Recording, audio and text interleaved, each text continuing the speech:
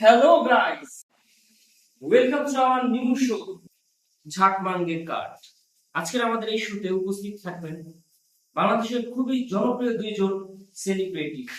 তো আমাদের প্রথম গেস্ট হচ্ছেন একজন ট্রেন্ডিং লোক, যার ছবি ফেসবুকে ছাড়া মাত্রই ট্রেন্ডিং এ চলে যায়। তো ওয়েলকাম করছি আমাদের শোতে নেডফ খানকে।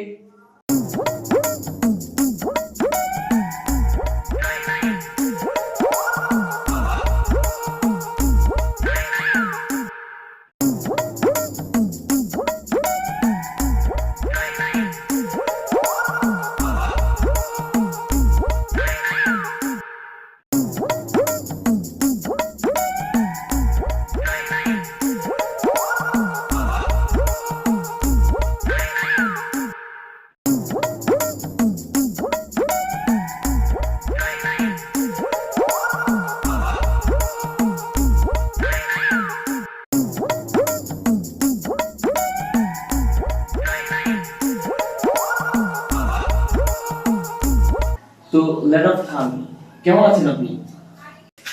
আমি আলহামদুলিল্লাহ, আমি অলওয়েজ আপনাদের দয়ায় ভালো থাকি। আলহামদুলিল্লাহ, আমার খুবই ভালো লেগেছে। তো এখানে আসতে আপনার তো কোনো কষ্ট হয়নি?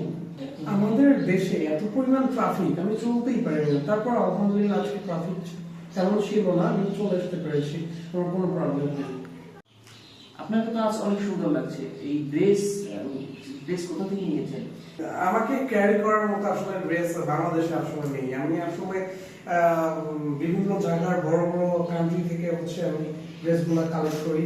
এই ধরেন এই যে আমার লকেটটা দেখছেন, এটা আমি ফ্রান্সের শরীফল থেকে কালেক্ট করেছি। এই ড্রেসটা ধরেন আমি লন্ডনের ফুলস্তান থেকে কালেক্ট করেছি। আর প্যান্ট আর জুতোর কথা নাই বললাম, এগুলো খুবই খুবই পশ জায়গা থেকে এসেছে। এগুলো ইটালির মহসিন মার্কেট থেকে এসেছে। আর আরো একটা আছে, এটা এই যে আমার যে ক্যারি ব্যাগটা দেখছেন, হ্যান্ড ব্যাগটা দেখছেন, গোলাপ প্লাজা থেকে এসেছে, জার্মানি। তো আপনি এখন পর্যন্ত কি কি রূপে হাজির হয়েছেন এবং ভবিষ্যতে কি কি রূপে নিজেকে হাজির করতে চান আপনি? আসলে ওরকম কোনো প্ল্যান তো নেই আমার। আমি তো কখনো প্ল্যান করে সাজি না, যখন যেরকম মাথায় আসে সেরকম ভাবে নিজেকে রিপ্রেজেন্ট করার ট্রাই করি। তবে নতুনত্ব আমরা ট্রাই করি।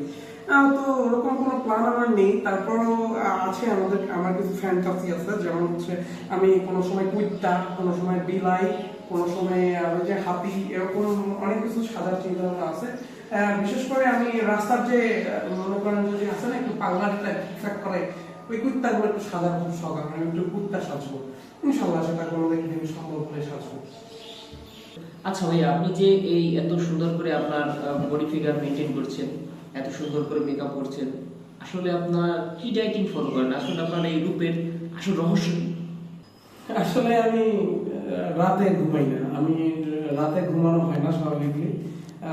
আমি সারা রাত ডিজাইন করি।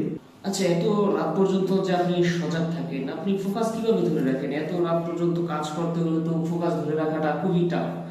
আসলে আমি ফোকাস ধরে রাখার জন্য, এটা একটা টপ সিক্রেট, এটা আসলে আমি আজ পর্যন্ত কাউকে বলিনি। আমি আমার ফোকাস ধরে রাখার জন্য হালকা করে গঞ্জিকা খাই, যেটা আমার ফোকাস ধরে রাখতে আমাকে খুবই সহযোগিতা করে। গঞ্জিকা গঞ্জিকা মানে কি? গাঁজা? আর না, কি বলে গাঁজা? গাঁজা তো ফকিন্নি টকিন্নি যে রাস্তায় যে থাকে না, ওদের জন্য। গাঁজা কি আমাদের সাথে যায় নাকি? গাঁজা কি আমাদের সাথে যায়? আপনি আমাকে দেখে কি মনে হচ্ছে? আমার এই যে ফিগারটা দেখছেন, এর সাথে কি গাঁজা যায়? গাঁজা না, আমি গঞ্জিকা সেবন করি। গঞ্জিকা অন্য জিনিস, গাঁজারই আর একটা ভার্সন। ওটা অ্যাফোর্ড করার মতো ক্ষমতা কারণ নেই, এটা শুধু আমি অ্যাফোর্ড করতে পারি।